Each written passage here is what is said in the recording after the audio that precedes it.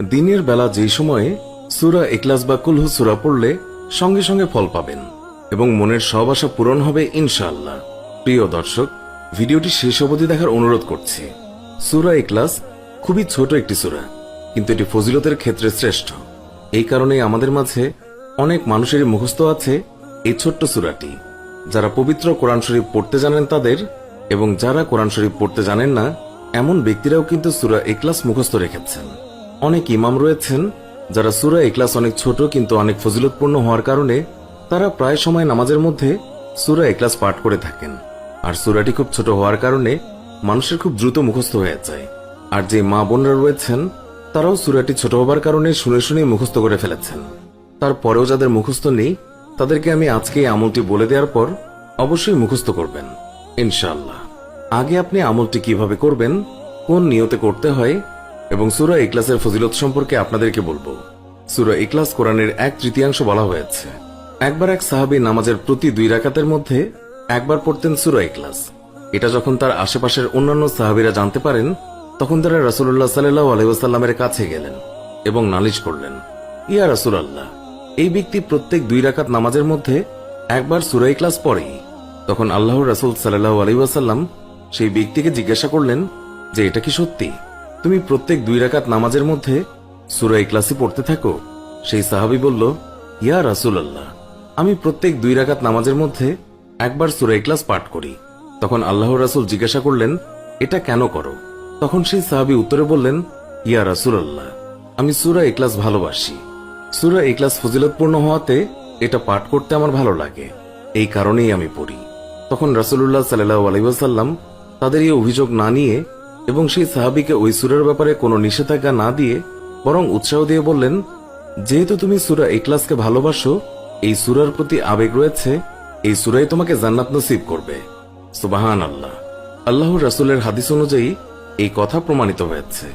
সূরা ইখলাসে আল্লাহ তাআলার অস্তিত্ব ও সত্তার সবচেয়ে বড় সুন্দর ব্যাখ্যা রয়েছে, যার কারণে এটি খুব বেশি ফজিলতপূর্ণ। একসময় কাফের ইহুদিরা মুসলমানদেরকে প্রশ্ন করল, তোমাদের রবের পরিচয় কি? তোমাদের আল্লাহকে সে কিসের তৈরি, সোনা রূপা নাকি মাটির তৈরি? এমন প্রশ্নের উত্তর দিতেই সূরা ইখলাস নাজিল হয়েছে। হাদিসে এসেছে, যখন এক ব্যক্তি রাসূলুল্লাহ সাল্লাল্লাহু আলাইহি ওয়াসাল্লামের কাছে জিজ্ঞাসা করলেন যে আমি সূরা ইখলাসকে ভালোবাসি, তখন আল্লাহর রাসূল বললেন, যে সূরা ইখলাসকে ভালোবাসবে এই সূরাই তাকে জান্নাতে নিয়ে যাবে। প্রিয় দর্শক, সূরাটির আমল করার সঠিক সময় হল শুক্রবার দিন আসরের নামাজের পর থেকে মাগরিবের নামাজের আগ পর্যন্ত। আর এই সময়ের মাঝখানে 3 বার বা 5 বার বা 10 বার পাঠ করবেন। পাঠ করার সময় আপনার সেই চাওয়া পাওয়াগুলো মনে মনে স্মরণ রাখবেন। ধরুন আপনি কোনো শত্রুর হাত থেকে মুক্তি পেতে চান, কোনো চাকরি বাকরি, ঋণ থেকে মুক্তি পেতে চান, বা খুব জরুরি টাকা পয়সার প্রয়োজন, অর্থাৎ দুনিয়াবি যে কোনো চাওয়া। শুক্রবার আসরের নামাজের পর থেকেই মাগরিবের আগ পর্যন্ত পাঠ করতে থাকবেন, আপনি অবশ্যই ফল পাবেন ইনশাআল্লাহ। আর যদি আপনি কোনো বালা মুসিবত কিংবা দুঃখ কষ্ট দূর করার জন্য এমনটি করতে চান, তাহলে সেই বালা মুসিবতকে স্মরণ করে মোনাজাত করবেন, আপনি আল্লাহর কাছে প্রার্থনা করবেন। তার পূর্বে সূরা ইখলাস পড়ে নেবেন 5, 10, 20 বার, আপনার যতবার ইচ্ছা। যদি আপনার শুক্রবার দিনে আমলটি করতে মনে না থাকে তাহলে কখন করবেন? তাহলে বৃহস্পতিবার দিন আসরের নামাজের পর থেকে মাগরিবের নামাজের আগ পর্যন্ত।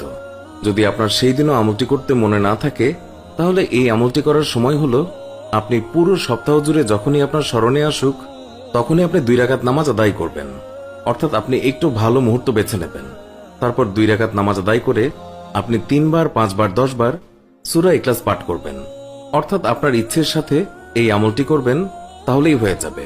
প্রিয় দর্শক, এইভাবে যদি আপনি আল্লাহর কাছে দোয়া করেন, আল্লাহ তাআলা আপনার দোয়া অবশ্যই কবুল করবেন ইনশাআল্লাহ। হযরত জাবের ইবনে আব্দুল্লাহ রাদিয়াল্লাহু তাআলা থেকে বর্ণিত, রাসূলুল্লাহ সাল্লাল্লাহু আলাইহি ওয়াসাল্লাম ইরশাদ করেছেন, যে ব্যক্তি 3টি কাজ ঈমানের সাথে করে সে জান্নাতের যে কোনো দরজা দিয়ে প্রবেশ করতে সক্ষম হবে। সুবহানাল্লাহ। 1. যে ব্যক্তি হত্যাকারীকে ক্ষমা করে দেবে। 2. যে ব্যক্তি গোপনে ঋণ পরিশোধ করবে। 3. যে ব্যক্তি প্রত্যেক ফরজ নামাজের পর 10 বার সূরা ইখলাস পাঠ করবে, সেই ব্যক্তি জান্নাতের যে কোনো দরজা দিয়ে